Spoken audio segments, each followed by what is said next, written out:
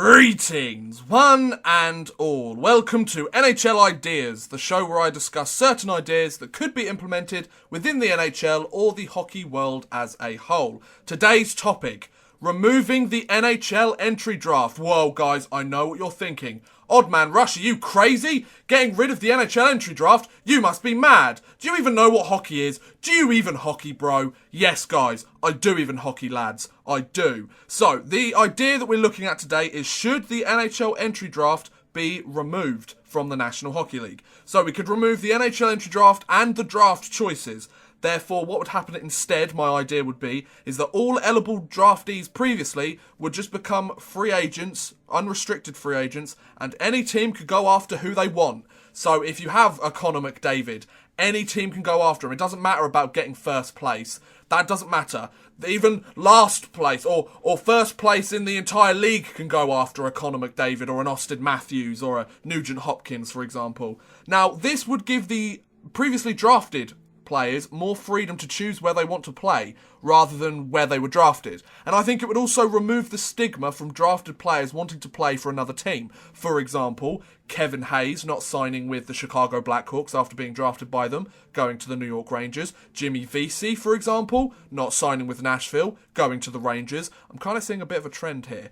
Or, for example, somebody like Eric Lindros, who was signed by the Nordiques and decided not to play in the National Hockey League for a year because he didn't want to play for the Nordiques. So it would take away that stigma of being, oh, they're selfish, they don't want to play for that team. If they don't want to play for a team, they're well within their right not to sign with that team. I mean, I agree, it's kind of like you are being a bit spoiled here. You haven't even played a game of in the NHL.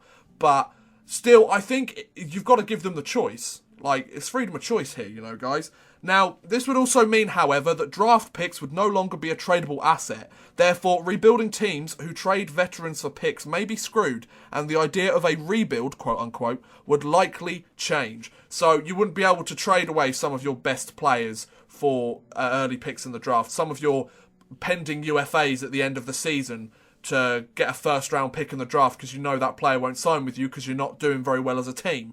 That would pretty much take away that option. However, I think it could work. I think it could work, you know? So, I think that with this sort of idea, if you take away the draft and just go, okay, so these are all of the eligible unrestricted free agents you can sign. You can sign them to the one-way, two-way contracts, the standard entry-level deals. You know, I think it would be interesting. Or we could do something like the previously draft eligible players, so the players that would have been in the draft this year or next year, for example, would still only be offered the maximum 3-year entry-level deal, and you cannot sign a young player to a massive contract. I think that could be a good idea. Keep it to the 3-year maximum under $1 million.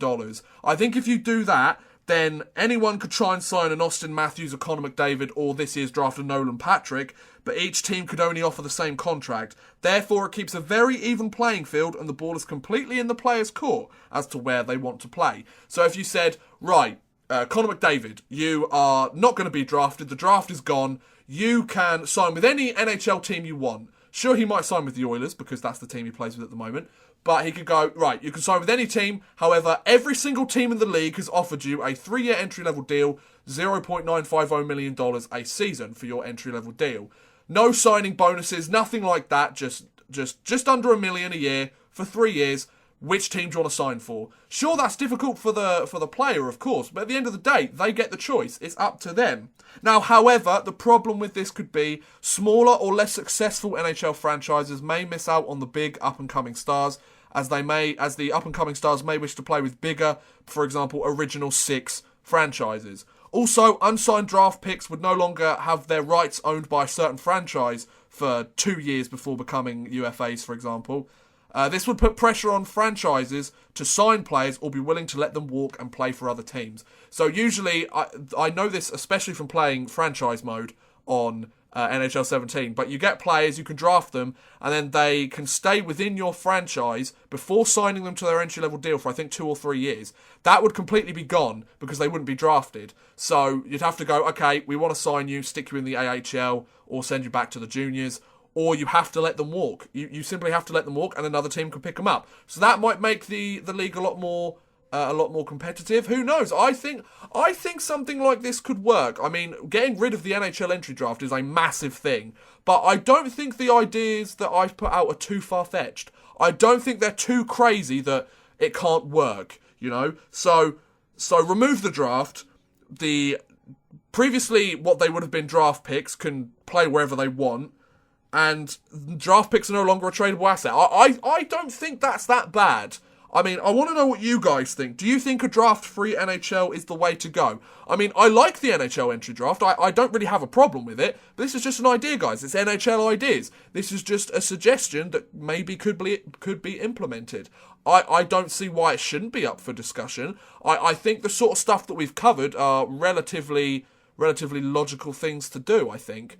But yes, do let me know your comments, or do let me know about your opinion on this matter on the comments below. Let's try and talk properly. Thank you very much for watching, guys. I hope you have enjoyed. Please feel free to like, subscribe, share, and watch some of my other videos. Thank you very much for watching, and goodbye.